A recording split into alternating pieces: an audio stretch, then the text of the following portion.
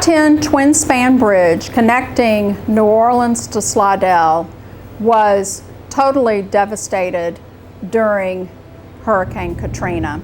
The surge came and lifted the bridge panels up and just set them down in the water. It looked like a line of dominoes that had just fallen. My direct boss, Gil Gautreaux, called me and told me to meet him at the Hammond Airport, and I live in Ponchatoula, to take a ride up to look at the twin spans. At that point, we knew the twin spans were damaged. We had just about 3 months ago went and visited Florida with their damage during I-10 with the bridge doing the same exact thing. So we kind of knew what to expect to see, what we probably was going to see.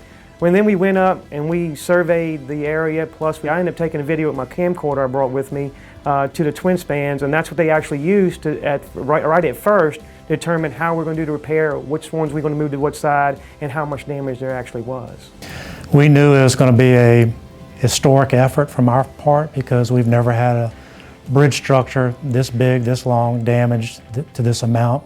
First mission was to get the bridge back up and running so we could have the connectivity restored back between New Orleans and the North Shore. Our DOTD employees went to work right away and came up with a method along with a contractor to put in some acro panels and to get one of the bridges in shape so that travelers could travel over the bridge. They did the design in-house, and they actually got that 2 lanes of traffic open in 45 days after Hurricane Katrina struck. The existing bridge had issues because of the storm surge. It made the spans buoyant, and the spans were not physically tied down to the substructure. We knew we had to do something different, which means we had to analyze the hydraulics in the storm surge for future events, which told us that the new bridge had to be elevated over 20 feet higher than the existing bridge. We went on as far as designing the structure at a higher elevation, and then once it tied into the roadway portions on each side, we had to anchor the spans. We let the project in 2 different phases, and the lower level trestle bridge, which is about 4.5 to 5 miles long, was let in the middle of 2006. The high level portion of the bridge for the navigational span was a separate project, and that was let towards the end of 2006. It took about 6 years to complete both phases, so they were all complete around beginning of 2012.